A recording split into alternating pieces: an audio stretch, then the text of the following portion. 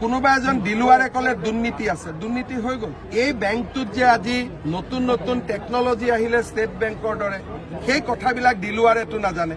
অসমৰ দুৰ্ভাগ্য হৈছে যে ডিলুৱাৰে যি কয় তাকে এচাম মানুহে বিশ্বাস কৰে, আৰু ডিলুৱাৰৰ দৰে মানুহৰ আমি বিৰোধী। আৰু বিজেপিৰ জন্মই হৈছে ডিলুৱাৰৰ দৰে মানুহক খতম কৰাৰ কাৰণে। গতিকে এইটো যাত্ৰাটো, এইটো যুদ্ধটো চলিবই। মোক বেয়া পাই ভাল পাই লাভ নাই। ডিলুৱাৰ, মহবুবুল এনেকুৱা ধৰণৰ যিমান মানুহ আছে সেইবিলাকক আইনৰ ভিতৰত থাকি খতম কৰাই মোৰ কাম। এপেক্স বেংকটো ৰাইজৰ অনুষ্ঠান। কংগ্ৰেছে এইকেইদিন এপেক্স বেংকটো ধ্বংস কৰাৰ কামত লাগি গৈছে। এপেক্স বেংকটো অসমৰ এটা জাতীয় অনুষ্ঠান। এই জাতীয় অনুষ্ঠানটোত ডিলুৱাৰৰ ইচ্ছাৰা।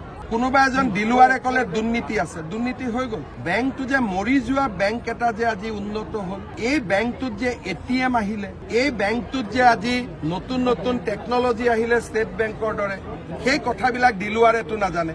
অসমৰ দুৰ্ভাগ্য হৈছে যে ডিলুৱাৰে যি কয় তাকে এচাম মানুহে বিশ্বাস কৰে, আৰু ডিলুৱাৰৰ দৰে মানুহৰ আমি বিৰোধী। আৰু বিজেপিৰ জন্মই হৈছে ডিলুৱাৰৰ দৰে মানুহক খতম কৰাৰ কাৰণে। গতিকে এইটো যাত্ৰাটো, এইটো যুদ্ধটো চলিবই। মোক বেয়া পাই ভাল পাই লাভ নাই। ডিলুৱাৰ, মহবুবুল এনেকুৱা ধৰণৰ যিমান মানুহ আছে সেইবিলাকক আইনৰ বিৰুদ্ধে নহয়, আইনৰ ভিতৰত থাকি খতম কৰাই মোৰ কাম।